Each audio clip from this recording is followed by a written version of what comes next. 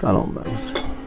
بعد از جنگ خیبر برا و امیرالمومنین رسول الله نشسته بودن با چند نفر دیگه. یه زن یهودی اومد گوشت کباب آورد برای رسول الله. گفت آقا شنیدم شما گوشت کتف گوسفند دوست داری، کباب کردم برات آوردم، من تازه مسلمان شدم. رفتن نون بیارن، برا یه لقمه برداشت خورد. مولا بهش گفتش که برات چرا زودتر خوردی؟ شروع کرد دست انداختن مولا که مثلا ای بابا خسیس بازی در نیار دیگه. ما ابخلک رسول الله، چرا بخیلی؟ کلمه رو دقت کن. مولا جواب داد نه برا، اولا احترام رسول الله واجبه، ما نباید جلوتر از رسول الله چیزی بخوریم، جلوتر از رسول الله چیزی بیاشامیم، جلوتر از رسول الله راه بریم، حرف بزنیم، بشینیم. ولی برا این گفت یهودی بودم من، ما چه میدونیم؟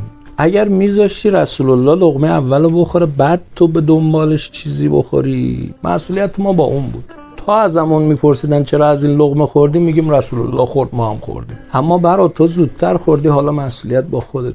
این گفتگو بین برا و مولا که گذشت، نون آوردن. امیرالمومنین نون خدمت رسول الله تقدیم کرد. رسول الله اومد بله کرد و اومد بخوره. یه دفعه گوشت به صدا در اومد که یا رسول الله منو نخور، من مسمومم. پیامبر زنه رو صدا کرد که چرا این کارو کردی؟ گفت آقا ببین جنگ خیبر بود، تو بابای منو کشتی، داداش منو کشتی، عموی منو کشتی، برادرزادای منو کشتی، برادر منو کشتی. طرف همه ایل و تبارش تار و مار شده بودن. گفتش که با خودم فکر کردم، گفتم اگه تو پیامبر خدایی واقعا این همه کس و کار من به حق کشته شدم، این وعده فتح مکه رو داده، نباید الان بمیره. اگرم قدرت طلبه و این همه کس و کار من فدای قدرت این شدن، خب بس انتقام بگیرم. پیامبر فرموده اینجوریه؟ گفت بله آقا من راستشو بگم همینجوری بود. گفت برید سلمان و ابوذر و مقداد 10 نفر از آدم حسابی ها رو صدا کردن، همه رو آوردن دور این کبابه. پیامبر فرمود همتون بخورید. بعد فرمود این ذکر رو بگید و بخورید، بسم الله الکافی، بسم الله المعافی، بسم الله الشافی. یکی دو خط دیگه هم اضافه داره. آقا خوردن همشون، پیامبرم خورد. یه روز موندن هیچ چیش نشد. زنه گفت من ایمان آوردم. تو این فاصله برا مرد.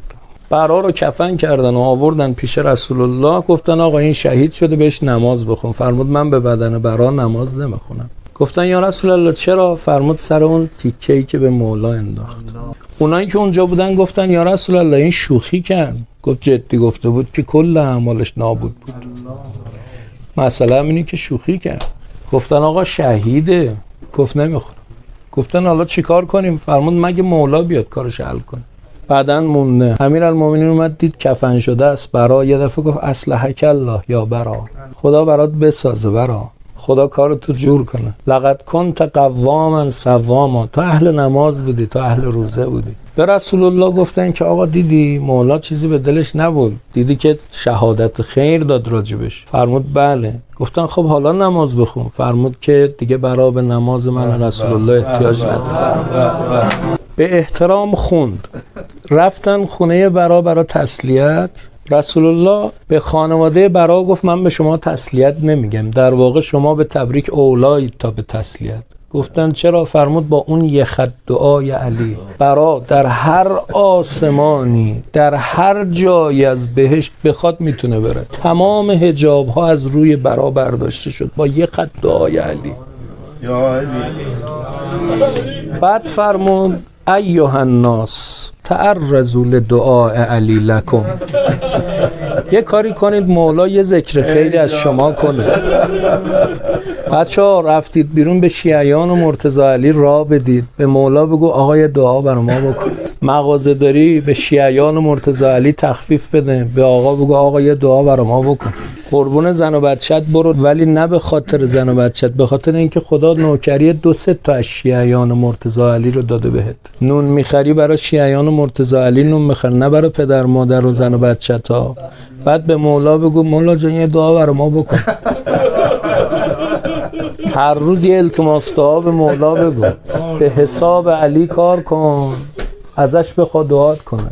یه وقتی بی‌حجابی رو تو خیابون دیدی بگو مولا جان این بی‌حجابه ولی تو دلش محبت تو رو داره، من حاضر نیستم به کسی که محبت تو رو داره کثیف نگاه کنم، به حرمت تو نگاه نمی کنم. یه دعا برام هم میکنی؟ از فردا التماس دعاگوی علی شو. از فردا بعد فرمود اگر کسی در عمرش علی یه بار ذکر خیر ازش کنه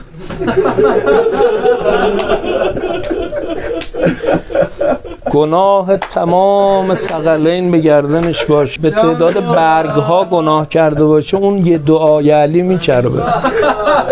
یک عمل داریم که در روایت اگر کسی اون کار رو بکنه امیرالمومنین دعاش میکنه و فرمود گریه بر ابی عبدالله و این روایتش صحیح السنده، تو کامل الزیارات هم اومده. فرمود ان الحسین لیرا من یبکی، امام حسین میبینه هر کی براش گریه کنه، تا اشک اومد به چشمت بدون مولا داره نگات میکنه. این روایت صحیح السنده.